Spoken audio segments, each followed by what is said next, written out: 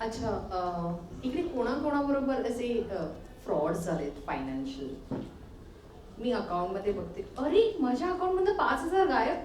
पण मी तर वापरलेच नव्हते. काढलं कार्ड माझ्याकडे, कोणी काढले, कोणाला चेक पण नाही दिले. असं कोणाबरोबर झालंय का? झालंय, झालंय. आता आपण अशा सिच्युएशन मध्ये, कारण आपण प्रत्येक वेळेस जीपे आपण we don't carry cash nowadays in our wallet. आपण जीपे नाही करतो. कुठे कुठे कोणीतरी ओटीपी देतो आणि आपण आपलं लगेच आपलं पार्सल येतं, आपल्या अकाउंटमधनं पैसे जातात, राईट? सर ह्याच्यामध्ये काय होतं की ज्यांना जे स्कॅम करायचे ना, त्यांचे खूप मस्त चांगले दिवस आले त्यांना, है ना? पण नाही, असं नाहीये.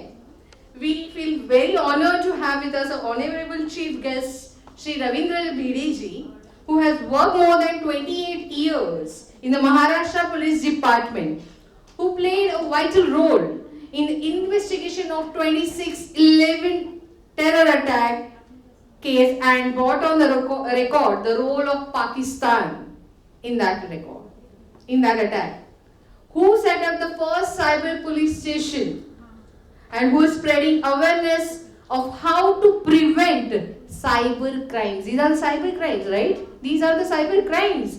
तुमच्या अकाउंटमध्ये तुमचे हार्ड अर्न मनी कोणतरी घेऊन जातंय. चोरीच आहे ना ती, क्राईमच आहे तो. Okay, so please give a huge round of applause to mister Ravindra Bireji. I would request him to please come on the stage.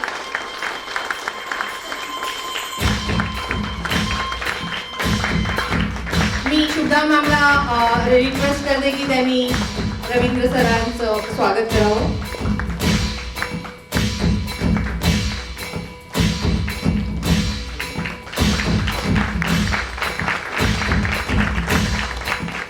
We are very honoured sir की तुम्ही इकडे आलात आमच्या बरोबर. आणि आता stage is all yours. Shubhada and Bhide sir. नमस्कार. माझं इंट्रोडक्शन मॅडमने करून दिलेलं आहे. माझं नाव रवींद्र भिडे, पोलीस खात्यात होतो, आता रिटायर आहे. पण अजूनही सायबर क्राईम या संबंधी बराच अभ्यास आहे आणि बऱ्याच ठिकाणी एक सोशल सर्व्हिस म्हणून लेक्चर्स घेतो आणि लोकांना जागरूक कसं करता येईल या बाबतीत. कारण या बाबतीत अशी परिस्थिती आहे की एकदा गुन्हा घडून गेल्यानंतर पैसे परत मिळणं खूप कठीण होत आहे. कारण त्याचं सेटअप मी सांगितलं तुम्हाला तर तुम्हाला आश्चर्य वाटेल की हे फार दूरवर पसरलेली मुळं आहे त्याची. त्यामुळे जितकं याला प्रिव्हेन्शन प्रतिबंध करता येईल, आपण त्या गुन्ह्यांना बळी पडणार नाही हे जितकं लोकांना सांगता येईल तितकं सांगण्याचा प्रयत्न करतो. Yes, thank you sir. आणि मी असं समजते की हे माझं तर भाग्यच आहे, सरांशी मला डायरेक्ट सरांचा इंटरव्ह्यू घ्यायला मिळतोय आणि आपल्या सगळ्यांचं भाग्य आहे, कारण आज अशी व्यक्ती आपल्यामध्ये आहे इथे. आणि तुमचे प्रश्न, पालकांचे प्रश्न तुम्हाला काही असतील तर तुम्ही जस्ट नोट डाऊन करा. मी काही प्रश्नांची लिस्ट काढलेली आहे ऑलरेडी तुम्ही पाठवलेल्या प्रश्नांवरून. So will start. शुअर. मला सगळ्यात पहिलं सर विचारायला आवडेल की मोस्ट कॉमन असे सायबर क्राईम काय आहेत रिलेटेड, असं म्हणजे ज्या क्राईमशी पालकांनी अवेअर झालं पाहिजे.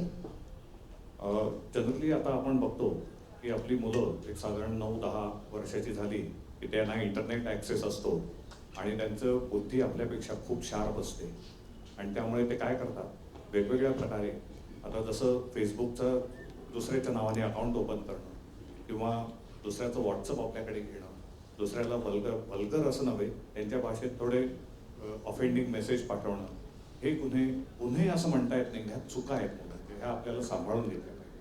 आणि हे मुलांना समजून सांगणं नाही हे अतिशय आवश्यक आहे. म्हणजे सोशल मीडियाचा वापर जो आहे अतिरेक झाल्यामुळे किंवा सोशल मीडियाचा अतिरेक आहे, त्याचप्रमाणे मुलांना इतर इलेक्ट्रॉनिक थिंग्सना बराच ॲक्सेस आहे ना. जसं टी व्हीवरती आपण बघतो, आता माझाही नातू आहे 8 वर्षाचा, तो माझा मोबाईल घेऊन कुठले व्हिडिओ बघतो हे मला चेक करायला लागतं, ते मलाही माहिती नसतात. आणि त्याच्यात काही व्हिडिओ कदाचित चुकीचे असू शकतात, पण आपण ते ब्लॉक नाही करू शकत, कारण ते यूट्यूबवरती किंवा इतर चॅनल्सवरती व्हिडिओ आहेत, आपल्याला ते ब्लॉक करता येत नाही. तर आपल्याला फक्त आपल्या मुलांना, आपल्या नातवंडांना आपल्याला समजून सांगता येतं की हे चुकीचं आहे वागणं. तर अशा प्रकारे त्यांना याच्यापासून परावृत्त करणं आणि थोडं एक योग्य वयात म्हणजे त्यांची बुद्धी प्रगल्भ होईपर्यंत त्यांना जास्ती ॲक्सेस न देणं, पण अर्थात हे सुद्धा माझं बोलणं थोडंसं धाष्ट्याचं आहे, कारण आता शाळेचा होमवर्क सुद्धा मोबाईलवरती यायला लागलेला आहे. त्यामुळे आपण असं म्हणू शकत नाही की तुम्ही मोबाईल वापरू नका, पण तो कसा वापरायचा, त्याचा वापर कसा करायचा, त्याच्यामुळे चूक होणार नाही ना. थोडीशी ॲडॉल्संट मुलं असतात, टीनेजर असतात, ते मुलगा मुलींना मेसेज पाठवतो, मुली मुलांना मेसेज पाठवतात. तर अशा प्रकारे त्यांना हे समजून सांगितलं पाहिजे. आपण जे इन्फॉर्मेशन टेक्नॉलॉजी ॲक्ट आहे ज्याच्याप्रमाणे आपण हे सायबरचे गुन्हे तपासतो, त्याच्यात एक 66A नावाचं एक कलम होतं. हे मी सांगतोय हे थोडक्यात तुमच्या लक्षात येईल की हे 66A कलम असं होतं की जिथे मुलांनीच असं नाही, कोणी कोणाला थोडंसं काही म्हटलं की एखाद्या माणसाला लंबू म्हटलं, एखाद्याला जाडू म्हटलं, तर त्याला राग आला आणि ही गेट्स अनॉइड, तर ती केस होऊ शकायची. माझ्याकडे अशी एक सायबर पोलीस स्टेशनला असताना एक केस आली होती. एका शाळेच्या प्रिन्सिपॉल घेऊन एका पेरेंटने घेऊन आल्या होत्या आणि त्यांनी सांगितलं की ह्या मुलांनी दुसऱ्या मुलाला जाडू म्हटलंय आणि तुमच्या कायद्यानुसार हा गुन्हा होतोय. दोघंही मुलं साधारण 8-10 वर्षाची. आता आपल्याकडे इंडियन पॅरलन्स आपण मैत्रीची एका वर्गातली मुलं असतात, थोडंसं बोलणं असं होतं नाही का. तर त्याच्यामुळे मी त्यांना समजून सांगितलं की जरी कायद्यानुसार गुन्हा होत असेल तरी हा गुन्हा नोंद करणं तर त्या मुलाच्या आयुष्यावरती परिणाम होऊ शकतो या गोष्टीचा. तर तुम्ही त्या मुलालाही समजून सांगितलं, त्याच्या पेरेंट्सनाही समजून सांगितलं आणि ज्यांची तक्रार होती त्यांनाही समजून सांगितलं की म्हटलं अशा प्रकारे जर तुम्ही गुन्हे नोंद करायला लागला तर म्हटलं भारतात रोज 140 कोटी लोक आहेत, ते 140 कोटी गुन्हे नोंद होतील. तर त्याच्यामुळे आपल्याला मुलांकडे हे लक्ष ठेवलं पाहिजे. आणि म्हणून हे जे सेक्शन होतं 66A of information technology act, हे सुप्रीम कोर्टाने काढून टाकलं, रद्दबातल केलं हे सेक्शन, कारण हे it was a very loosely worded section. आणि ही काळजी आपल्याला आता मुलांच्या बाबतीत घ्यायलाच पाहिजे. ओके. आता सर शाळेचं आता तुम्ही उदाहरण दिलंच, तर या सगळ्या गोष्टींमध्ये शाळा मुलांना आधीच तयार कसं करू शकतो किंवा म्हणजे प्रोटेक्शन आम्ही ॲज अ शाळांनी काय केलं पाहिजे? शाळांमधून अशा प्रकारचे त्यांचे जे टीचर्स आहेत त्या टीचर्सनी मुलांना हे समजून सांगितलं पाहिजे की तुम्ही जो काही सोशल मीडिया वापरता किंवा व्हॉट्सअप वापरता, इतक्या लहान मुलांना कदाचित घरातनं मोबाईल दिला जात नसेल, पण काही ठिकाणी दिलाही जात असेल, तर तो वापरताना काय काळजी घ्यायची, काय गोष्टी चुकीच्या आहेत. मी गुन्हा म्हणत नाही, कारण हे बघा मुलांच्या बाबतीत गुन्हा म्हणणं हे चुकीचं आहे. ते 18 वर्षाच्या आतली मुलं आहेत, ज्ञान आहे.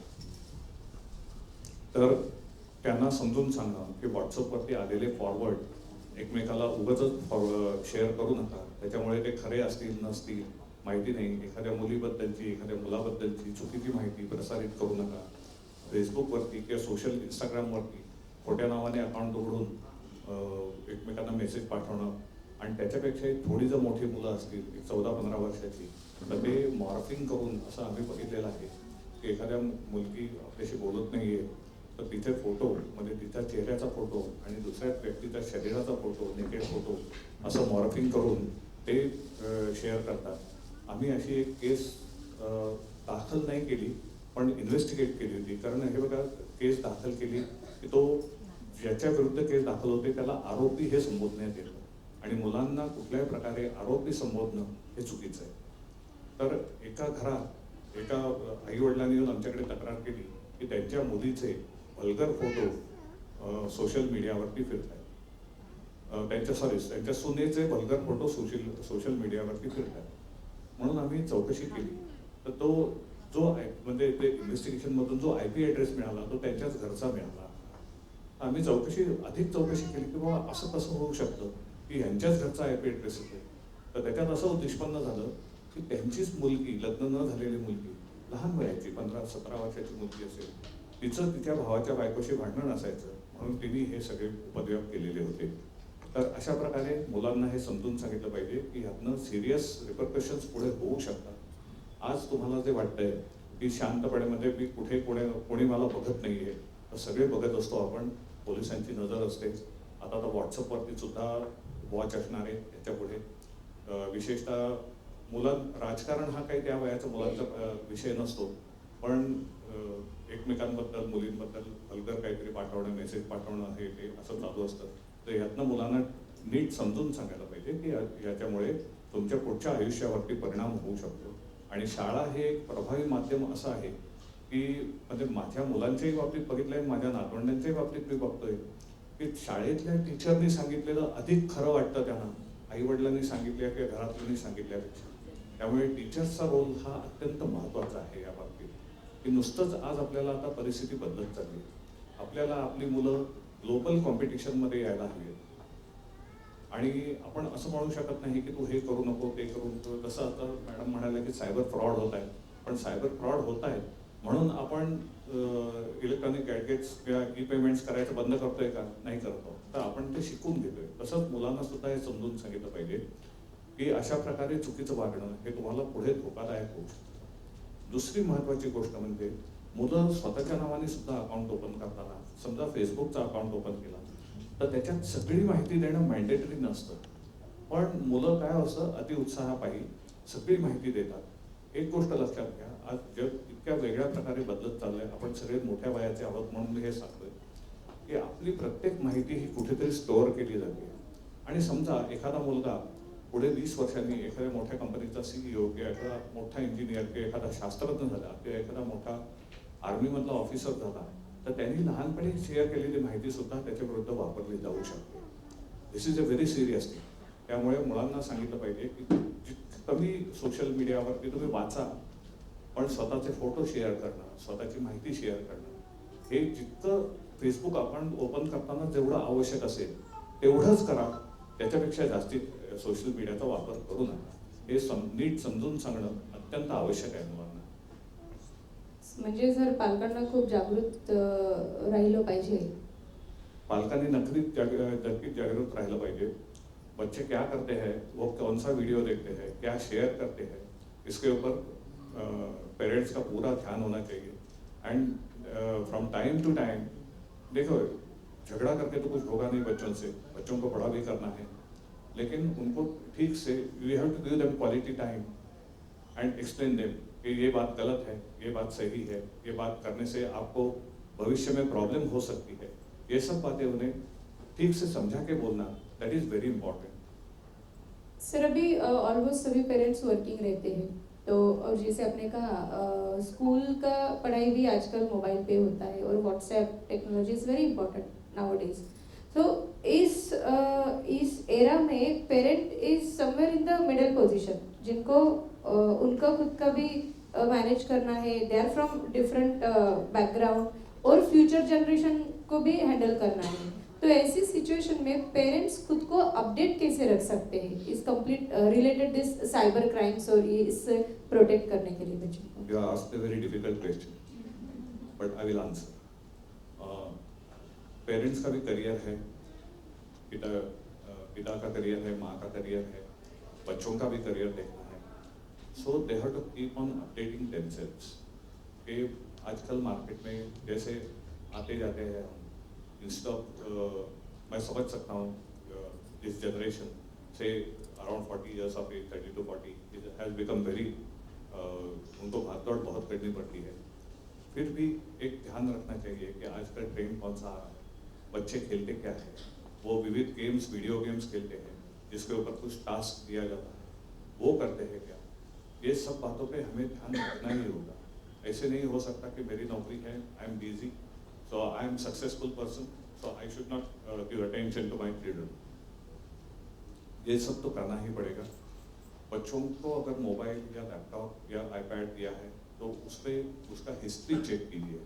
ब्राउज हिस्ट्री क्या है, ब्राउज हिस्ट्री में वो क्या क्या देखता है, वो कौन से गेम खेलता है, या उसको अगर both the parents are working, उसको पॉकेट एक्सपेंस के लिए जो पैसे दिए जाते हैं वो पैसे वो how is utilising that money. ये सब चीज़ों पे ध्यान रखना and to have a good conversation with the children is very important.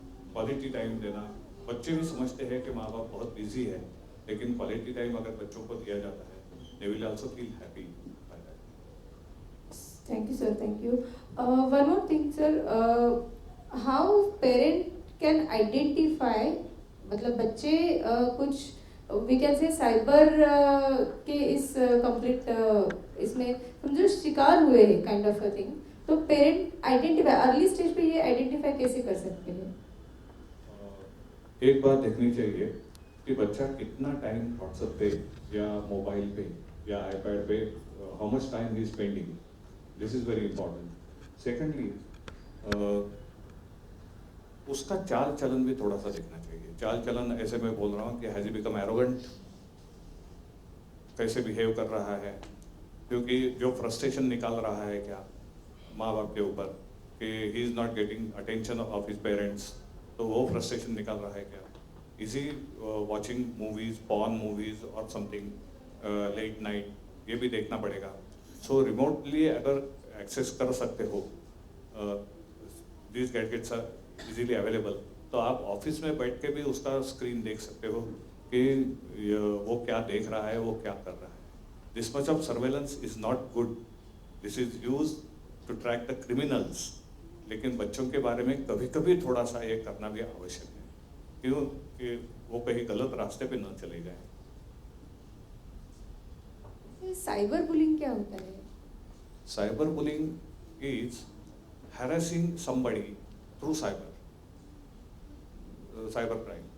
जैसे साइबर बुलिंग, एक लड़की है, समझो I M A 10-year-old boy, एक लड़की मेरे क्लासमेट है, मुझे अच्छी लगती है, मुझे बात करना उससे अच्छा लगता है, not in 10 year, maybe 12, 14, 13, 14 years, because they are that is the adult age. तो वो क्या करते हैं, वो लड़की को मैसेज भेजना, उसको ट्रैक करते रहना, उसके बारे में कुछ गलत बातें लिखते रहना, ये सब this comes all under cyber bullying. एक सिर्फ लड़कियों के बारे में ही नहीं, समझो मेरा एक दोस्त है, उससे मेरा झगड़ा हो गया और उसके बारे में if I feel insulted then I try to malign his image, वो गंदा है, वो ये है, वो है। So these all type of maligning the image means जो बड़े बड़े जो डिफेमेशन करते हैं, वही जब छोटे बच्चे करते हैं तो it can be called as the cyber bullying. So अगर पेरेंट को समझो पता चले कि मेरा बच्चा भी विक्टिम है of cyber bullying, so what should be their actual step, next step क्या हो सकता? अगर विक्टिम है ऐसे अगर पता चलता है, then you have to give, उसका एक्सेस सबका तो निकाल नहीं सकते, उसका जो व्हाट्सएप का एक्सेस दिया है या आईपैड दिया है, उसका एक्सेस बंद नहीं करवा सकते, लेकिन उसे प्यार से बात करके समझा के बोल सकते हैं कि this is not a good thing.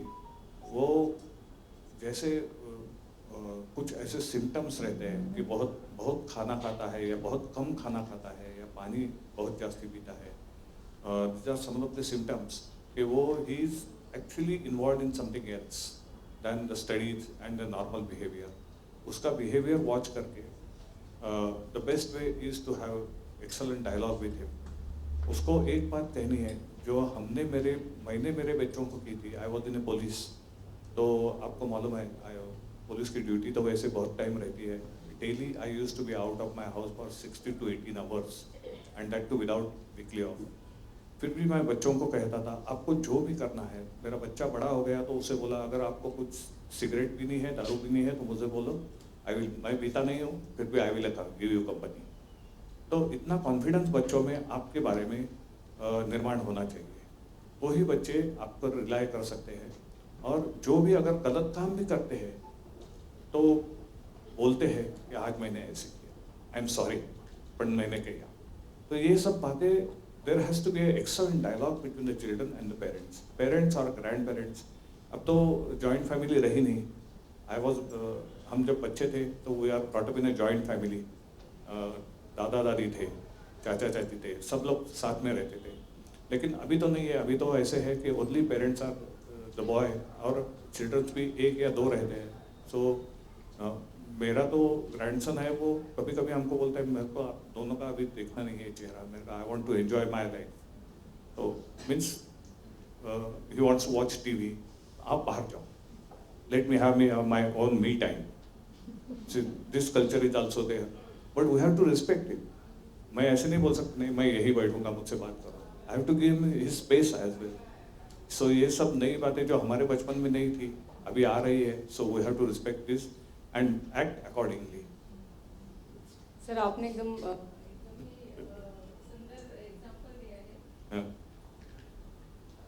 मुझे ये पूछना अच्छा लगेगा और ऐसे कुछ एग्जांपल्स आपके पेरेंटिंग, मतलब as a parent end this cyber security protection. So इसको आपने कैसे, आपके कुछ और पेरेंटिंग के एग्जांपल्स अगर आप दे सकते हो. मेरे तो पेरेंटिंग के एग्जांपल्स मैं जास्ती नहीं दे सकता क्योंकि मेरा घर पे टाइम ही बहुत कम रहता था. मिसेस ने सब हैंडल किया बच्चों को. लेकिन जो पुलिस में काम करते हुए हमने साइबर क्राइम या उसमें जब काम करते थे तभी हम बच्चों को बुला के हम सेशंस लेते थे उनके कि क्या गलत है, क्या सही है, आपको क्या नहीं करना चाहिए, क्या जो आज आपको बात ऐसे लग रही है कि मेरे कितने 4 दोस्त मुझे बहुत बड़ा समझेंगे, तो ये भविष्य में आपको ये बात तकलीफ दे सकती है, कैसे दे सकती है, क्या हो सकता है इसके बारे में. आज आप किसी लड़की को छेड़ रहे हो, आज तो वो कब बैठेगी, after a period of time she may retaliate, शी में फाइल ए कंप्लेंट, और एक बार पुलिस के रिकॉर्ड पे नाम आ गया तो through out your life your record is created. That's a very bad thing.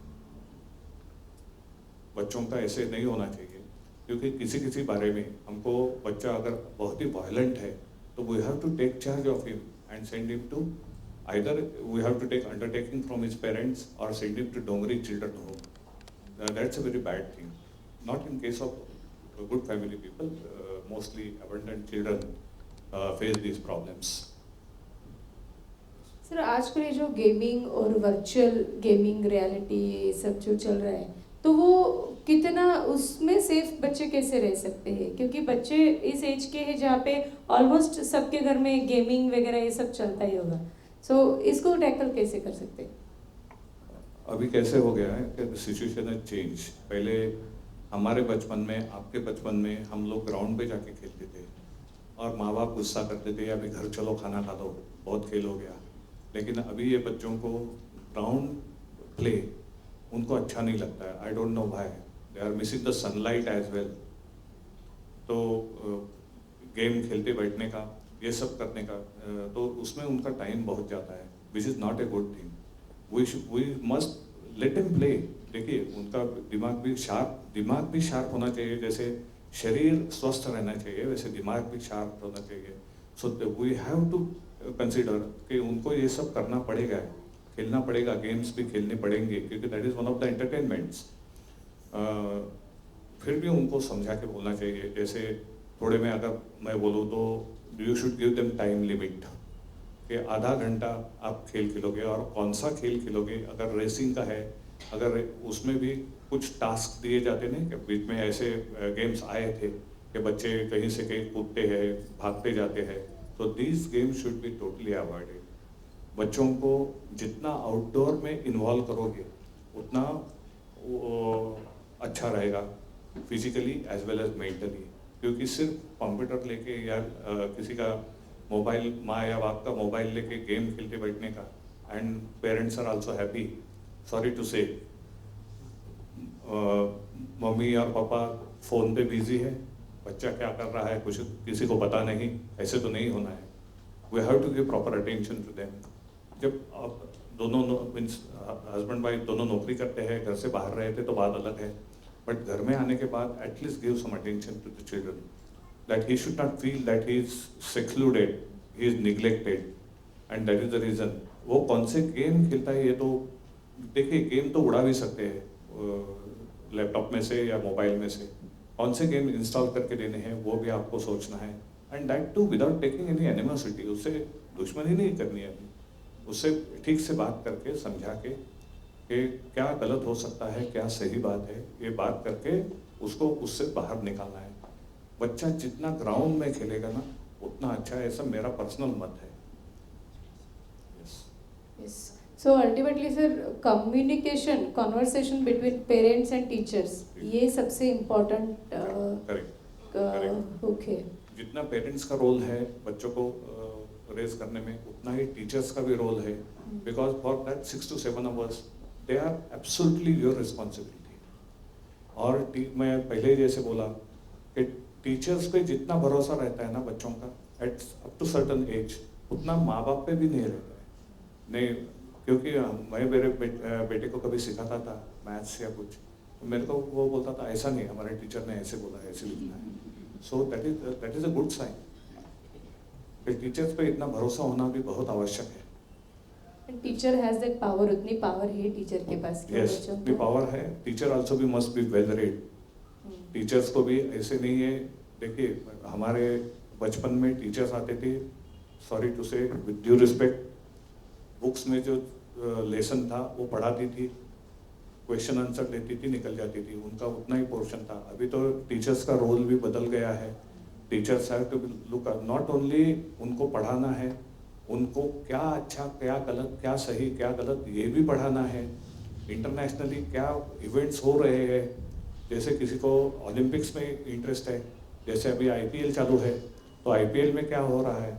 So the teacher also, उनका भी रोल बहुत बढ़ गया है.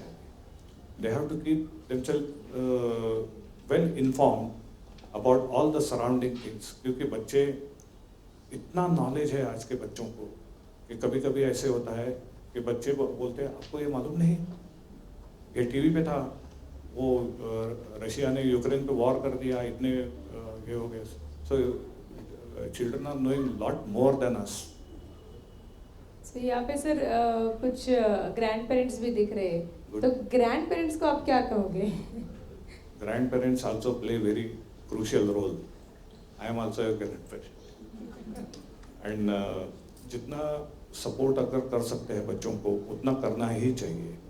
कुछ लोग मैंने ऐसे भी देखे हैं कि हमारे बच्चों को हमने पढ़ाया लिखाया, अभी ग्रैंड चिल्ड्रन की जवाबदारी उनके माँ बाप की है. ऐसे करके नहीं चलेगा, because the world has become very fast. हमारे भी बच्चे कितना दौड़ते हैं ये हम देखते हैं. So all the time we have to support our children, our grand children. और हमें भी अभी, जैसे मैं तो साइबर क्राइम में थोड़ा सा इंफॉर्मेशन रखता हूँ, my wife is also well read person. तो जब ग्रैंड पेरेंट्स का रोल भी बहुत बढ़ गया है. ऐसे नहीं है अभी कि सिर्फ उनको खाना खिलाओ बस हो गया, लाड़ प्यार करो. No, they want to discuss with us many things. End अगर हमें पता नहीं है तो उनको ऐसे हो जाता है आपको पता नहीं है. सो ऐसे हो सकता है, हमारे घर में भी होता है. But grand parents also must be well read. सब पॉसिबिलिटी है ना, फिजिबिलिटी भी है. तो we have to keep our knowledge updated all the time, and so we can interact with our grand children as well children. Grand children की छोड़ो, हमारे बच्चे भी कभी कभी थोड़ा सा नाराज हो जाते हैं, तो वो भी हमें देखना है. तो life has become fast, but once we adopt it in a proper way, जीने का तरीका अगर हमने तय कर लिया तो इसमें कोई बड़ी कठिनाई नहीं है. तो अभी जो छोटे बच्चे हैं वो आगे जाके बड़े होने वाले हैं, और करीबन ये 18-20 years like a foundation for them, इनका फाउंडेशन. और हम लोग ये बोलते हैं कि टीचर्स एंड पेरेंट्स, अभी इसके साथ हमें ये भी जोड़ना चाहिए, teachers, parents and grand parents are pillars of the society. Correct. Because वो फ्यूचर जनरेशन को क्रिएट कर रहे हैं, उनको सपोर्ट राइट, करें. मोल्ड कर रहे हैं. यस. पेरेंट्स के पास से कुछ क्वेश्चंस है. बोला. माझ्याकडे दोन क्वेरीज आहेत, if you allow me.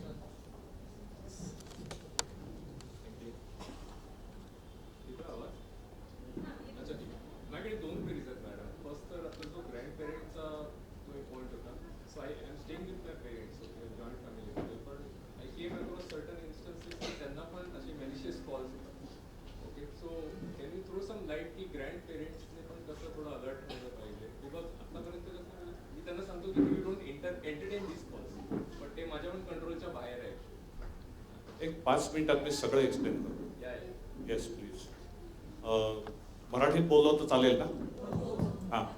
तर हे जे सायबर गुन्हे होतात, आता सायबर गुन्हा म्हणजे काय आहे हे मी सुरुवातीला तुम्हाला सांगतो. वेअर कॉम्प्युटर और लॅपटॉप और mobile is a tool, target और मीडियम. याच्या मार्फतीने जेवढे गुन्हे केले जातात त्याला सायबर क्राईम असं म्हटलं जातं. इन्फॉर्मेशन टेक्नॉलॉजी ॲक्ट 2000 याच्यानुसार पोलिसांना आणि इतर लॉ एन्फोर्समेंट एजन्सीजना हे सायबर गुन्हे तपासायचे अधिकार आहेत. आता हे सायबर गुन्हे होतात म्हणजे हे सगळं वापरायला तर पाहिजे, पण ह्याच्या मागची मी मानसिकता सांगतो आता काय असतं ती. तर हा एक ना माइंड गेम आहे. हा टेक्नॉलॉजिकल गेम अजून एवढा झालेला नाही आहे. हा माइंड गेम आहे. माइंड गेम कसा आहे, तर आपण कुठल्या गोष्टीमुळे सायबर क्राईमला बळी पडतो. तर पहिली गोष्ट म्हणजे लोभ. मला बक्षीस लागलं, मला फुकटचं हे मिळणार आहे, माझं इन्कम टॅक्स रिफंड येणार आहे.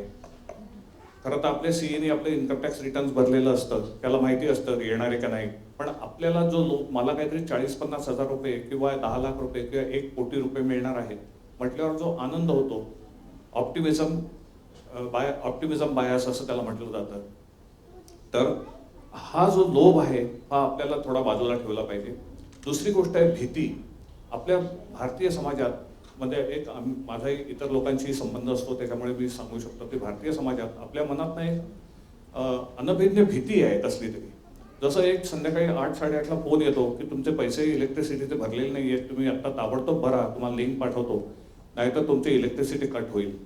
किंवा बँकेतनं फोन येतो किंवा SMS येतो की तुम्ही your KYC is not updated, तुम्ही जर KYC परत केलं नाही तर तुमचा अकाउंट बंद करण्यात येईल. असं होत नाही. ही जी आपल्या मनातली भीती आहे ना, आणि याची सुरुवात कुठून झाली हे तुम्हाला सांगतो की पूर्वी असा एक मेसेज यायचा बघा की शनिदेवांची कृपा तुमच्यावर होईल जर हा मेसेज तुम्ही 10 लोकांना पुढे पाठवला. तर ही जी भीती, म्हणजे मी नाही पाठवला तर माझ्यावर कोप होईल का शनिदेवाचा, तर असं नाहीये. ही भीती आपण मनातनं काढून टाकली पाहिजे. तिसरी गोष्ट आहे आज्ञाधारकपणा. आपण म्हणजे आमच्या आई वडिलांनी आम्हाला आज्ञाधारक व्हायला शिकवलं, आम्ही आमच्या मुलांना आज्ञाधारक व्हायला शिकवलं. पण आताची परिस्थिती बदलली आहे. आता आज्ञाधारकपणा beyond certain limit is not permissible. आज्ञाधारकपणा म्हणजे मी कसं म्हणतोय की एखादा रिझर्व्ह बँकेची आपल्याला मेसेज येतो. खरं तर रिझर्व्ह बँक कुठल्याही माणसाला इंडिव्हिज्युअली मेसेज पाठवत नाही, पण मेसेज आपल्या ह्याच्यावर येतो की तुम्ही तुमचे KYC केलेले नाहीये, तुमचे डॉक्युमेंट तुमचं पॅन कार्ड आधार कार्डशी जोडलेलं नाहीये. आपण म्हणतो मी तर जोडलंय, नाही आमच्या लेखी ते जोडलेलं नाहीये, मी लिंक पाठवतो, तुम्ही ताबडतोब ते जोडून टाका, नाही तर मग तुमचं आधार कार्ड आणि पॅन कार्ड कॅन्सल होईल. आता हा जो आज्ञाधारकपणे लगेच, म्हणजे गव्हर्नमेंट एजन्सीने काही आपल्याला विचारलं की आपण ताबडतोब त्याला रिस्पॉन्ड करायला जातो, ही एक अत्यंत चुकीची गोष्ट आहे. तुम्ही थोडंसं ज्युडिशियसली घरातल्या लोकांशी बोला की मला असा कॉल आलाय, मला 1 करोडचं बक्षीस मिळालंय. जसं एक उदाहरण म्हणून सांगतो की एका मुलाची आत्ता कंप्लेंट आली होती की त्याला नापतोलवरनं घेतात ना लोक, पर्चेसिंग करतात. वेळ आहे ना? हां हां. तर नापतोलवरनं हे घेतात, तर त्याला एक दिवस नापतोलच्याच एका सारख्या फोनवरनं फोन आला आणि त्याला सांगितलं की तू गेली 10 वर्ष आमचा व्हॅल्यूड कस्टमर आहेस, म्हणून तुला 10 लाख रुपये आमच्यातर्फे बक्षीस मिळालेलं आहे. मग त्यांनी एक लिंक शेअर केली आणि त्यांनी सांगितलं की ते बक्षीस मिळण्याकरता तुला काही पैसे भरायला लागतील थोडे. असं करत करत ते मुलांनी 1 लाख रुपये त्या अकाउंटला भरले, वेगवेगळ्या अकाउंटला भरत गेला आणि तो ते 10 लाख मिळवायचं. एक असा तिशीचा मुलगा आहे, तो माझ्या ओळखीचा आहे म्हणून मला कळलं की 10 लाख मिळवायचे म्हणून तो हे सगळे पैसे भरत गेला आणि ते वेगवेगळ्या अकाउंटला गेलेले होते, त्यामुळे ते पैसे रिकवर होणं शक्य नव्हतं. एक गोष्ट लक्षात घ्या, आपण एखाद्या वाण्याकडनं गेले 25 वर्ष सामान घेतोय, तो आपल्याला एखादं चॉकलेट तरी फ्री देतो का हो? की तुम्ही आमचे 25 वर्ष आमच्याकडनं वाणी सामान घेताय म्हणून एक चॉकलेट तुम्हाला फ्री देतो, असं काही नाही आहे. तर हा आज्ञाधारकपणा झाला. त्याचा पुढचा म्हणजे आपला सालसपणा. पूर्वी लोकांच्या अकाउंटमधनं पैसे जायचे, आता लोकांच्या अकाउंटला पैसे येतात. उदाहरण त्याचंही सांगतो. एक डॉक्टर आहेत, मुंबईतलेच आहेत, त्यांच्या अकाउंटला रोज 20,000 रुपये असे 4 दिवस 80,000 रुपये आले आणि ते गडबडले की हे ते डॉक्टरचे, त्यांना माहिती होतं की आपले पैसे कोणाकडनं येणं आहे. तर त्यांचा भाऊ माझा मित्र आहे, त्यांनी मला कॉन्टॅक्ट केलं आणि नंतर त्यांना फोन यायला सुरुवात झाली की आमचे पैसे चुकून ते हैदराबादच्या एका कोऑपरेटिव्ह बँकेतनं पैसे त्यांच्या अकाउंटला येत होते. इथे त्यांची नॅशनलाइज बँक आहे. आम्ही थोडीशी चौकशी केली तर ती जे बँक होती आणि ते जी कंपनी होती ती बोगस कंपनी, शेल कंपनी होती. आता त्याच्यातनं त्यांना फोन यायला लागले की आमचे चुकून 80,000 रुपये तुमच्याकडे आले, तुम्हाला आम्ही लिंक पाठवतो, त्याच्यावरनं तुम्ही फक्त 80,000 आमचे परत करा. तर मी त्यांना सांगितलं आता हे पैसे सालसपणा, गुड नेचर हा दाखवायला जायचं नाही. नंतर आम्ही पोलीस स्टेशनला जवळच्या त्यांचे ते तिथे राहतात त्यांच्या पोलीस स्टेशनला एक ॲप्लिकेशन दिला की असे पैसे आलेले आहेत, ते माझे पैसे नाही आहेत, पण ते पैसे मी द्यायला तयार आहे. तो माणूस पोलीस स्टेशनला येऊ दे, मी चेक कॅश जसं हवं असेल त्याला देईन, पण मी त्यांनी पाठवलेल्या कुठल्याही लिंकवरती क्लिक करून ते पैसे त्याला देणार नाही. दुसरी गोष्ट त्यांना सांगितलं मी रिझर्व्ह बँकेलाही एक कंप्लेंट करायची त्याबद्दल आणि तुमच्या इन्कम टॅक्समध्ये शो करा जेव्हा रिटर्न्स भराल तेव्हा की this is not my money, I am ready to return it provided the person comes in front of me. Police स्टेशनला येऊ. तर अशा प्रकारे गुन्हे आता वेगवेगळ्या प्रकारे गुन्हे व्हायला लागलेले आहेत. तर आपल्याला आता याची काळजी घेतली पाहिजे. हा सगळा माइंड गेम आहे, तुम्हाला प्रेशराईज केलं जातं. आता हा विषय निघाला म्हणून सांगतो सध्या सेक्सटॉर्शन हा सुद्धा खूप मोठ्या प्रमाणावर आहे. वयस्कर माणसं, विशेषतः मेल मेंबर्स आर फॉलिंग प्रे टू दिस. एखादी 25 वर्षाची, 25-30 वर्षाची मुलगी 75-80 वर्षाच्या माणसाला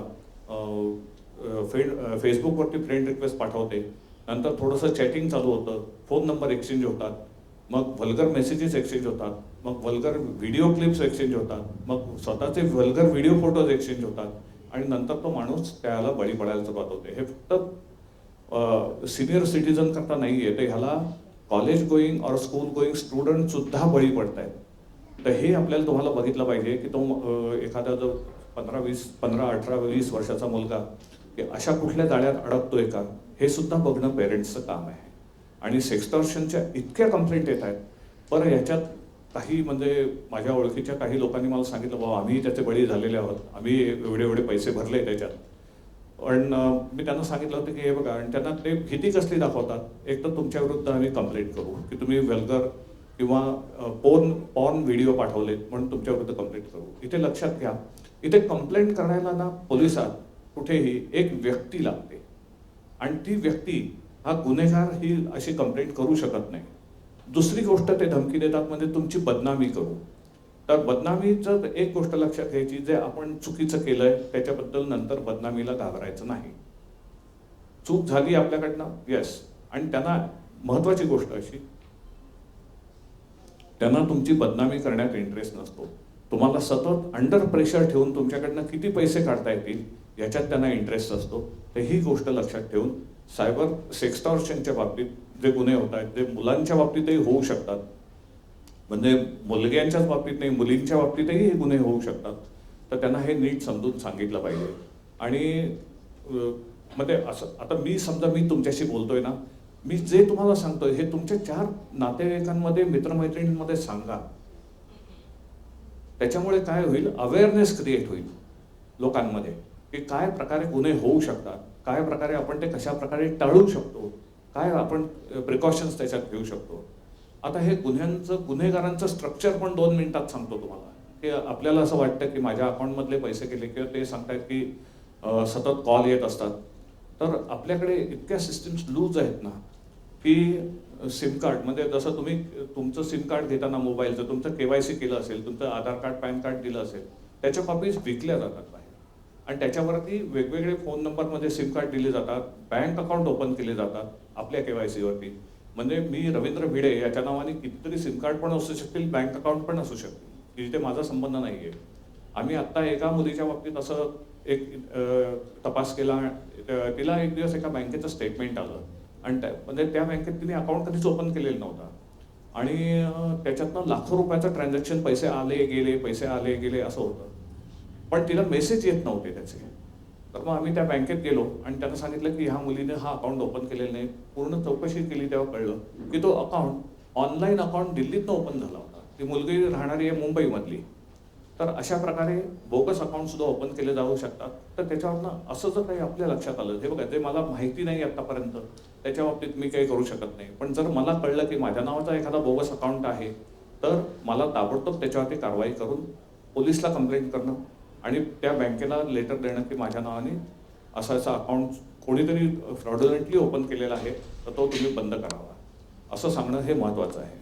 दुसरी गोष्ट, सिम कार्ड बोगस, त्यामुळे आणि VoIP वरनं, व्हॉइस ओव्हर इंटरनेट प्रोटोकॉलवरनं सुद्धा फोन केले जातात. त्यामुळे त्याचा IP ॲड्रेस मिळतो, पण ते बरेचदा IP ॲड्रेस मास्किंग होतं. मास्किंगमध्ये त्याला कव्हर केलं जातं आणि त्याच्यामुळे तो IP ॲड्रेस मिळत नाही. कधी कधी प्रॉक्सी सर्व्हर्स वापरले जातात. प्रॉक्सी सर्व्हर वापरले तर तो IP ॲड्रेस, जसं आम्ही 26/11च्या तपासात पाकिस्तानचा जो रोल दाखवला तेव्हा असं झालं होतं की हल्ला चालू झाल्यापासून, हा 9, 9:15ला 26/11ला हल्ला झाला आपल्याकडे मुंबईवरती. पार्ल्याला पण एक बॉम्बस्फोट झाला होता एका टॅक्सीतला, आठवत असलं तुम्हाला तर त्याच्यानंतर 4 तासांनी, साधारण 12:47 रात्री सगळ्या TV चॅनल्सना ईमेल गेले होते, deccanmujahideen@gmail.com याच्यावरून.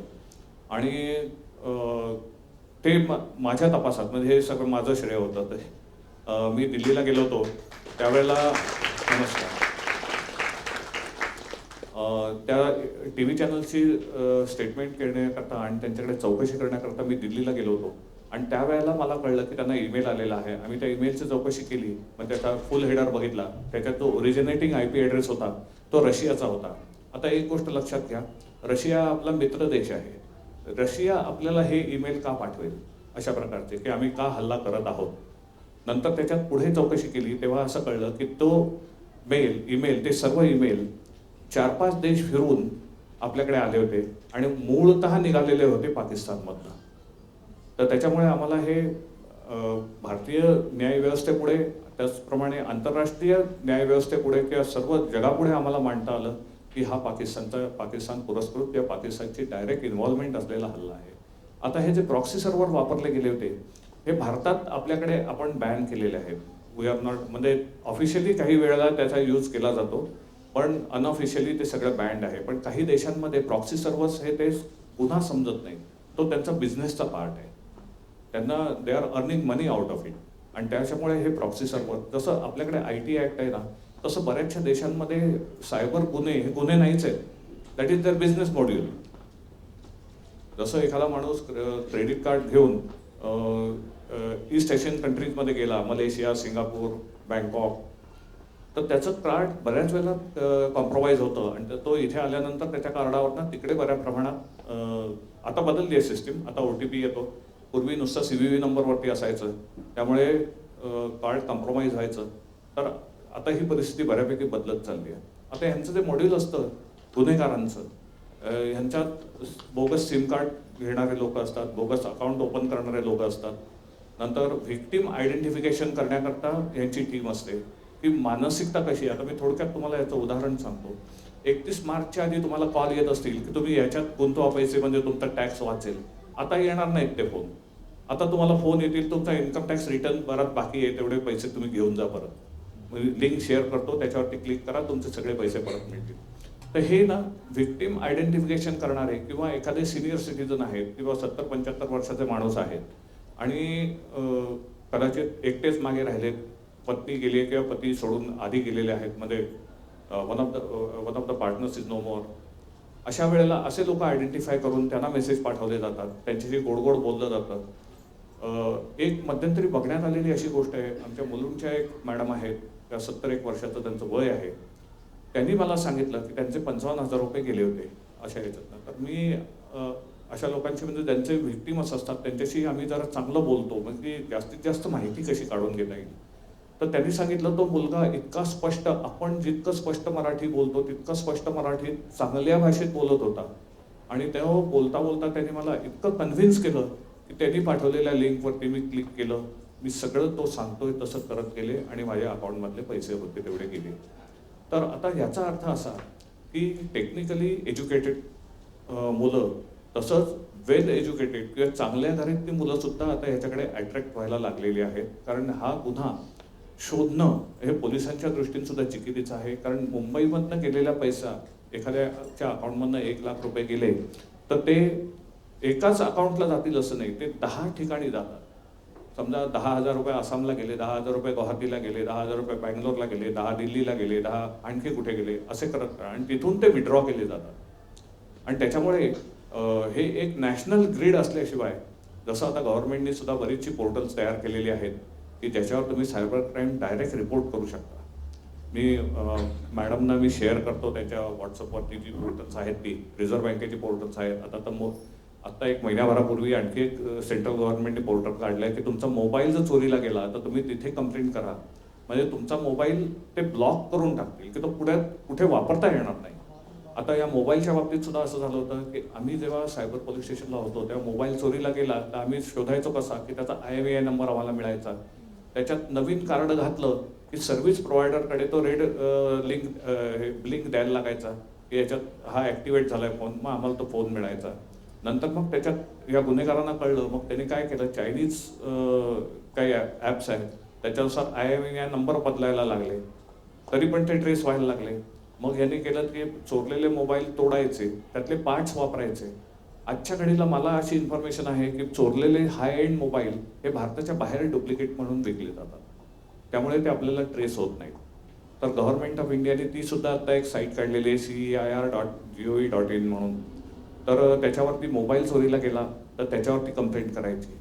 त्यामुळे आणि रिपोर्ट होणाऱ्या गुन्ह्यांचं प्रमाण डेली इतकं प्रचंड प्रमाणावर आहे की पोलिसांना ते हँडल करणं शक्य नाही. म्हणजे मी सगळ्या पोलिसांबद्दल सगळ्यांचंच मत काही फार चांगलं असतं असं नाही मला माहिती आहे, तरी पण मी सांगतो की कितीही काम केलं तरी हे सगळे गुन्हे हँडल होणार नाहीत. त्यामुळे आपण आपली काळजी घेणं की मी गुन्ह्यांना कसा बळी पडणार नाही हे आपण बघणं हे अत्यंत महत्त्वाचं झालेलं आहे. आणि म्हणून मी बऱ्याच ठिकाणी असे लेक्चर देतो. मी किंवा माझे सुद्धा सहकारी आहेत. आम्ही पहिलं सायबर पोलीस स्टेशन सायबरचं ओपन केलं, त्याच्याबरोबर माझे जे सहकारी होते त्यातले आम्ही आता जवळजवळ निम्मे लोक रिटायर झालो. तर आम्ही अशी वेगवेगळी सेमिनार्स घेतो आणि लोकांना समजून सांगतो की हे गुन्हे कसे होतात आणि तुम्ही या गुन्ह्यांना बळी न पडणं याच्याकरता तुम्ही काय करू शकता.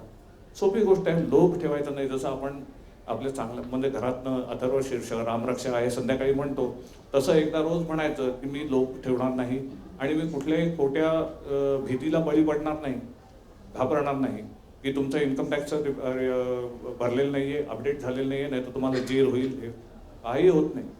आणि असे काही मेसेज आले जसं तुम्ही म्हणता ना की बरेचसे फोन येतात, तर ते फोन ना आपल्याला ब्लॉक म्हणजे आपण आपल्या मोबाईलवरती ब्लॉक करू शकतो, पण आपल्याकडे सिस्टीम अशी आहे की कितीतरी सिम कार्ड्स अशीच बोगस बाहेर दिली जातात आणि त्यामुळे ते फोन करतात. म्हणून तर ते सेंट्रल गव्हर्नमेंटचा एक चांगला प्रोजेक्ट आहे की सगळी सिम कार्ड आधार कार्डला जॉईन करा. आधार कार्ड आपलं एकच असू शकतं, पॅन कार्ड विविध असू शकतात, पण आधार कार्डला बायोमेट्रिक्स असल्यामुळे ऑथेंटिकेशन असल्यामुळे आधार कार्ड एकच असतं. पण त्याला बऱ्याचशा लोकांनी विरोध केला आहे की आमची प्रायव्हसी कमी होते. तर त्याच्यामुळे आपल्यालाच हे काळजी करायला पाहिजे. जर असे फोन येत असतील तर ते निग्लेक्ट करायचे, त्याला रिस्पॉन्ड नाही करायचं, घाई करू नका. आजच मला सकाळी आलेला एक फोन होता. माझ्याकडे एक 2 व्हीलर आहे, त्याचं इन्शुरन्स डिसेंबरमध्ये भरायचा असतो आणि माझा मागच्या वेळेचा भरून झालेला आहे. I am very particular about it. तर मला एक सकाळी फोन आला की तुमचा इन्शुरन्स तुम्ही भरलेला नाही आहे, मागचा पण नाही आणि आत्ताचा पण नाही, तर तुम्ही ताबडतोब भरा. आमची अमुक अमुक साईट आहे, मी तुम्हाला पाठवतो, त्याच्यावरती जाऊन क्लिक करा. मी ऐकून घेतलं, कारण अननोन नंबर होता म्हणून मी घेतला फोन. पण हे असं सगळ्यांच्याच बाबतीत होऊ शकतं.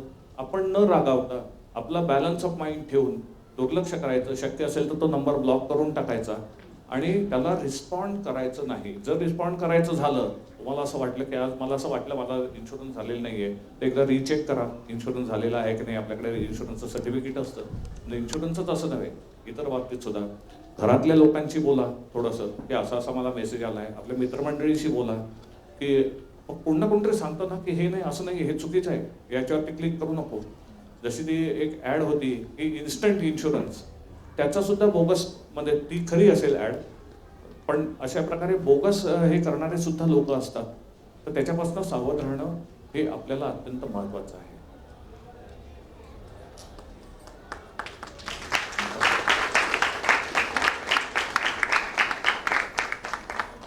सर मला वाटतं सर्व प्रश्न आहेत कव्हर झालेले आहेत. सरांनी खूप जबरदस्त माहिती नाही म्हणजे खूप चांगला एक्सपिरियन्स शेअर केला. एक अजून ह्यातला एक पॉईंट मला जाणवला तो म्हणजे आपण आपल्या वेदांमध्ये आणि आपल्या शास्त्रांमध्ये किंवा भगवद्गीतेमध्ये आपण वाचतो, आपण शिकलोय, लोभ, मत्सर, राग या सगळ्यांपासून दूर राहिलं तर मला वाटतं आपण या क्राईमला कमी.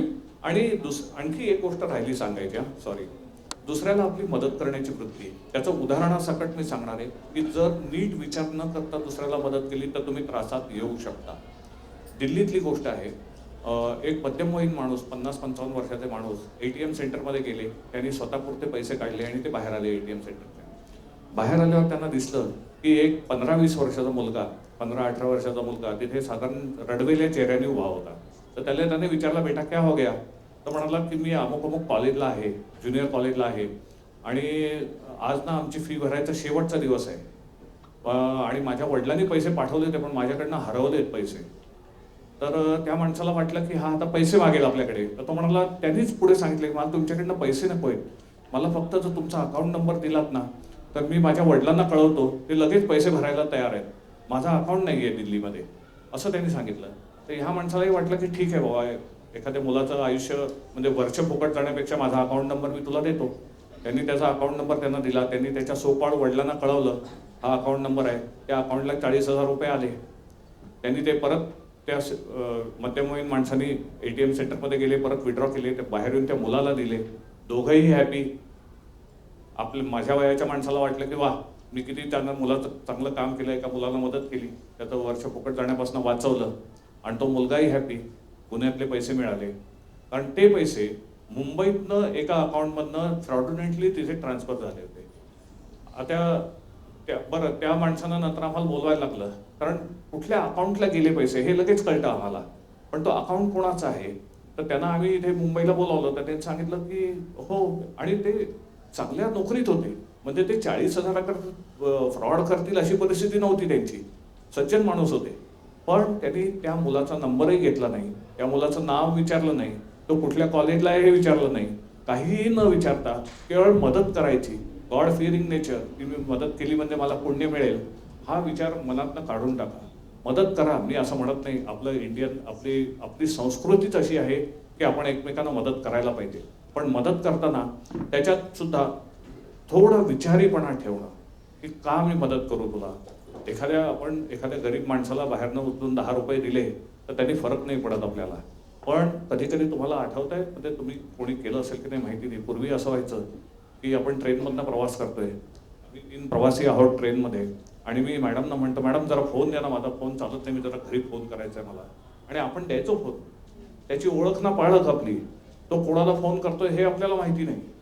आणि आपण त्यावेळेला पण त्यावेळेला अशा प्रकारचं गुन्ह्यांचं प्रमाण खूप कमी होतं, माणसात तेवढा सच्छीलपणा होता.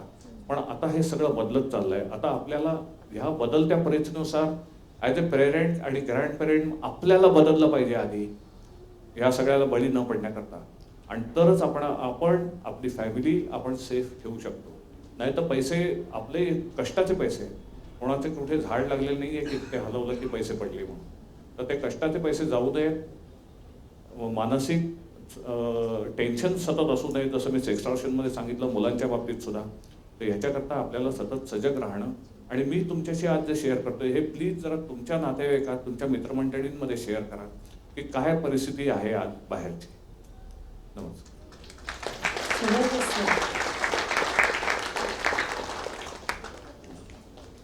हो चालेल ना. हो हो हो. काही प्रश्न आहेत का अजून पालकांना? कोणाला काही प्रश्न विचारायचे? मी टेक्निकल एक्सपर्ट नाही आहे, मी लीगल आणि सायकोलॉजी ह्याच्यावरती मी सांगू शकेन. सर तुम्ही म्हणालात तसं हा कम्प्लिटली माइंड गेम, म्हणजे विक्टिम विचार कसा करत असेल आणि कशा स्टेप्स घेऊ शकतात ह्याचा अभ्यास भरपूर असतो, मला वाटतं भरपूर असतो. आणि तेच त्यांचं काम असतं ना, कारण ह्याच्यातनं हे सगळ्यात प्रतिबंध का व्हायला पाहिजे, त्यातनं करोडो रुपये जनरेट होत आहेत. आरोपी पकडले जात नाही आहेत. बरं, कोर्टापुढे एखाद्याला आम्ही संशयाखाली पकडला तर त्याच्या विरुद्ध पुरावा मिळत नाहीये. कोर्टात काय होतं, शेवटी कोर्ट काय म्हणतं की पुरावा द्या. तर पुरेसा पुरावा न मिळाल्यामुळे आरोपी सुटतात. अजून सायबरच्या खरं तर कोर्टात फारशा केसेस डिसाईडच नाही झालेल्या.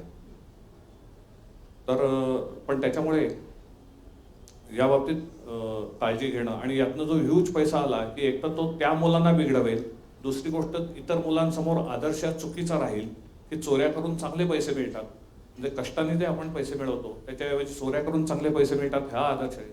आणि तिसरी महत्त्वाची गोष्ट म्हणजे हा जो इल गॉटन मनी आहे ना, हा अँटी नॅशनल ॲक्टिव्हिटीजमध्ये वापरला जायची शक्यता आहे. आणि म्हणून आपल्याला त्या बाबतीत अतिशय काळजी घ्यायला पाहिजे. सर माझा पुढचा एक प्रश्न असा होताच की तुम्ही ऑलरेडी त्याचं उत्तर दिले, फक्त मला असं हवं की एकदा रिपीट करता आलं तर, जर का असं काही घडलं तर पालकांनी तुम्ही जे म्हटलं त्या वेबसाईटवर जाऊन डिटेल्स, म्हणजे ते कसं असं जर का कोणाबरोबर काही घडलं तर ते एक्झॅक्टली पालकांनी त्यावर स्टेप्स कशा घ्यायच्या, म्हणजे पालकांनी, म्हणजे मला असं वाटतं ही चर्चा पूर्ण पालक, ग्रँड पेरेंट्स, मुलं सगळ्यांच्याच दृष्टीने आहे. नुसतंच गव्हर्नमेंटच्या साईटवरती जाऊन तक्रार करायची असं नाही. जर तुम्हाला सिरियसनेस वाटला त्या तक्रारीचा तर ते जवळच्या लोकल पोलीस स्टेशनला स्वतःहून त्याची माहिती देणं. लपवून ठेवायचा प्रयत्न करू नका. मी असं म्हणत नाही की सगळे आपल्या मुलांना लगेच एक्सपोज करा, एक्सपोज नाही करायचं. पण जर तो कुठेतरी फसतोय असं वाटलं तर पोलीस स्टेशनला कंप्लेंट करायला मागे पुढे बघू नका, कारण त्याच्यामुळे इनिशियली थोडा त्रास होईल, पण इन लॉंग रन तो मुलगा त्या एखाद्याच्या विक्टिम होण्यापासून वाचू शकेल. म्हणजे तसं प्रोटेक्शन आणि सोयी आहेत आपल्याकडे, त्या योग्य वेळेत वापरता हो, आल्या. प्रोटेक्शन आहे. आपल्याकडे मुंबई पोलीसची सोशल सिक्युरिटी ब्रँच आहे, जिथे स्त्रिया आणि मुलांचे प्रॉब्लेम विशेषतः समजून घेतले जातात आणि त्यांना मदत केली जाते. म्हणजे त्या ब्रँचेस आहेत, त्या आम्ही केसेसही करतो तिथे. पण त्याचा मुख्य फोकस हा चुकीच्या गोष्टी न होऊ देणं, किंवा जर घडल्या असतील तर जितक्या सांभाळून घेता येतील किंवा ज्या रेक्टिफाय करता येतील त्या करण्याकडे आमचा कल असतो. म्हणजे पालकांना म्हणजे इथे जमलेल्या सर्वांनाच पोलिसांना घाबरून जाण्यापेक्षा आपण त्यांना नाही, पोलिसांना मी तुमच्यासारखाच माणूस आहे. म्हणजे माझी मुलं आणि माझी बायको जर मला घाबरायला लागले तर कसं होईल? त्यामुळे असं हे ठेवू नका. पोलिसांचं वागणं थोडं विचित्र असतं, याचंही मी थोडंसं कारण सांगतो. खूप तास ड्युटी असते, घराकडे दुर्लक्ष होतं. कुठलाही सण म्हणजे आम्हाला नको वाटतो, कारण आम्ही ड्युटीवरती आणि बाकी सगळे जग सण साजरा करते. त्यावेळेला घरातनं सुद्धा एक प्रेशर असतं. म्हणजे कधी कधी दिवाळीच्या पहिल्या दिवशी सुद्धा बायको म्हणे, आज पण तुम्हाला जायचं ऑफिसला, जायचंय तर काय करणार? तर त्याच्यामुळे थोडा चिडखोर स्वभाव होतो पोलिसांचा. मी त्याचं जस्टिफिकेशन करत नाही. मी चिडखोर स्वभावाचं किंवा थोडं ॲरोगन्सी किंवा करप्शनचं जस्टिफिकेशन मी अजिबात करत नाही. पण आपण जर चांगल्या मनाने जर त्यांच्याकडे गेलो ना, तर ते सुद्धा माणसंच आहेत, आपल्याच समाजातनं आलेली लोक आहेत. आपण काही अमेरिकेतनं किंवा इंग्लंडमधनं मागवलेले पोलीस नाही आहेत. आपल्याच समाजातनं लहानाचे मोठे झालेले लोक आहेत. टॉक टू देम, त्यांना समजून सांगा. जर व्यवस्थित आपला अप्रोच असेल आणि पॉझिटिव्ह अप्रोच असेल तर कोणीही तुम्हाला वाईट अनुभव कुठेही येणार नाही. सर मला वाटतं आजचा पर्पज खूपच चांगल्या पद्धतीने सॉल्व्ह झाला. तुम्ही अतिशय महत्त्वाचं नॉलेज आज आमच्याबरोबर शेअर केलं. शेवटचं कोणाला काही प्रश्न विचारायचा आहे का? हा, विचार.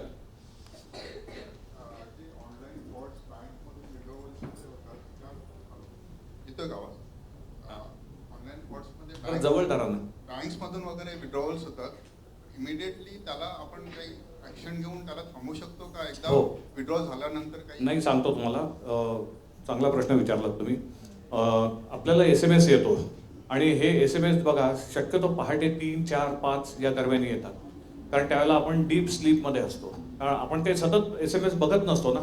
पण आपण पुढच्या 72 तासात ते जर रिपोर्ट केलं, तुम्हाला लोकल पोलीस स्टेशनला रिपोर्ट करायला पाहिजे, तुमच्या बँकेला रिपोर्ट करायला पाहिजे. आणि मंत्रालयामध्ये 7व्या मजल्यावरती इन्फॉर्मेशन टेक्नॉलॉजी डिपार्टमेंटचे सेक्रेटरी आहेत, ते ॲडज्युडिकेटिंग ऑफिसर आहेत. तर त्यांच्याकडेही तक्रार करणं, ह्या तक्रारी केल्यात तर मोस्टली तुमचे पैसे गेलेले मिळू शकतात. कसं असतं, तुम्ही जर ताबडतोब कळवलं तुमच्या बँकेला की माझ्या अकाउंटमधनं 1 लाख रुपये गेलेत, तर ते ज्या पुढच्या बँकेत गेलेत तिथलं ट्रान्झॅक्शन फ्रीज करू शकतात. असे पैसे आम्ही परत मिळवले बऱ्याच लोकांचे, आणि म्हणून मी सांगतो. आणि ते ट्रान्झॅक्शन फ्रीज करून जर त्यातने विड्रॉ झालेले असतील तर आपलं बॅड लक. पण जर त्या अकाउंटला पैसे असतील तर ते परत रिव्हर्स होऊन आपल्या अकाउंटला क्रेडिट मिळू शकतं. किंवा ॲडज्युडिकेटरकडे जर कंप्लेंट केली आणि त्यांना जर असं लक्षात आलं, त्यांना सिव्हिल जजच्या पॉवर्स आहे, तर त्यांच्या जर असं लक्षात आलं की ही तुमची चूक नाही आहे हे होण्यामध्ये, तर ते तुम्हाला बँकेला कंपेल करतात की तुम्ही यांचे पैसे सगळे पैसे परत करा. पण जर तुमची चूक असेल की तुम्ही एखाद्या अननोन माणसाकडनं आलेल्या, म्हणजे विशेषतः ना मित्रांमध्ये बघा वल्गर व्हिडिओ पाठवले जातात हे, तर त्याच्यावरती क्लिक करणं आणि नंतर मग आपण सांगतो मी काहीच नाही केलं, माझ्या अकाउंटमधनं पैसे गेले, असं नसतं. आपण कुठल्या तरी लिंकवरती क्लिक केलेलं असतं, कुठल्या तरी फोटोज किंवा मेसेजवरती क्लिक केलेलं असतं, कुठले तरी व्हिडिओज बघायचे, ते अनसिक्युअर व्हिडिओज आहेत ते बघायचा प्रयत्न केलेला असतो, एखाद्या अनसिक्युअर साईटवरती जाऊन परचेसिंग करायचा प्रयत्न केलेला असतो. तर हे सगळं आपण सांगत नाही. आपण फक्त काय सांगतो की मी काहीच नाही केलं, माझ्या अकाउंटमध्ये पैसे गेले. आता काही लोक सांगतात की मला दिवसाचे 10 फोन आले आणि त्याच्यानंतर माझ्या अकाउंटचे पैसे गेले. It is not possible. तुमचा फोन ऑलरेडी कॉम्प्रोमाइज झालेला आहे. ते 10 फोन तुम्हाला मास्क करण्याकरता येतात, तुमची दिशाभूल करण्याकरता येतात.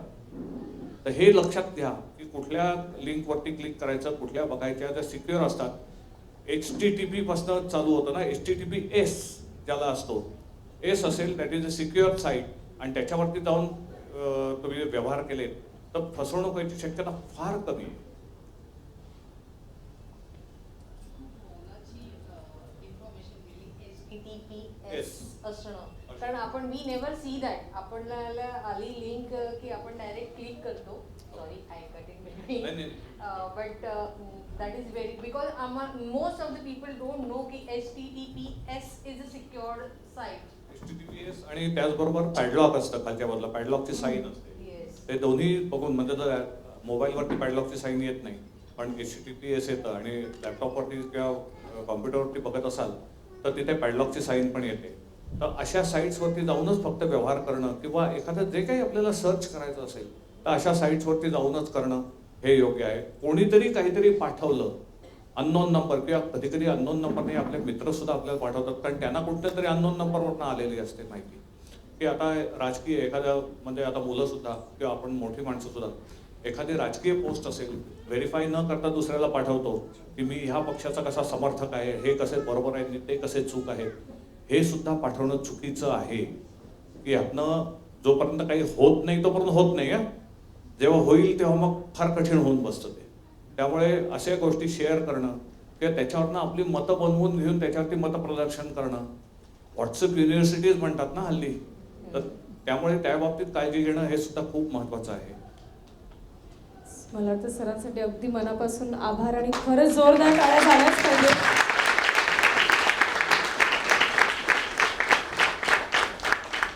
म्हणजे सर आतापर्यंत आम्ही इमोशनल इंटेलिजन्स, पेरेंटिंग, मुलांना सांभाळायचं कसं, ह्या सगळ्या गोष्टींना टच केल्या आणि आज आमच्यासाठी पण हा नवीन विषय होता आणि जो मला वाटतं प्रत्येक घराघरात खूप महत्त्वाचा विषय होता, त्या विषयाला टच झालेला आहे. आणि तुमचं हे जे मार्गदर्शन आणि तुम्ही जे एक्सपिरियन्स शेअर केला म्हणजे त्याबद्दल शब्द कमी पडत आहेत. मनापासून सर तुमचे खूप खूप आभार. Thank you so much. Thank you. Thank you so much Ravindra sir. आणि आम्हाला सगळ्यांनाच म्हणजे आम्ही एवढे एज्युकेशनमध्ये आहोत, एज्युकेटेड पीपल आहोत, पण ह्या छोट्या छोट्या गोष्टी आहेत ना ज्या तुम्ही सांगितल्या दॅट मॅटर्स द मोस्ट. आणि थँक्यू. असं होतं की आम्ही प्रत्यक्ष काम केल्यामुळे ते आम्हाला जास्त समजू शकतं. आम्ही ग्राउंड लेवलला काम केलेलं आहे त्या बाबतीत. त्यामुळे काय तुम्हाला तो प्रॅक्टिकल एक्सपिरियन्स आहे आणि तो आम्हाला खूप खूप खूप मौलिक इन्फॉर्मेशन देऊन गेला. Thank you very much for that. I would request Shubhada ma'am to felicitate Ravindra sir by this token of love from our side.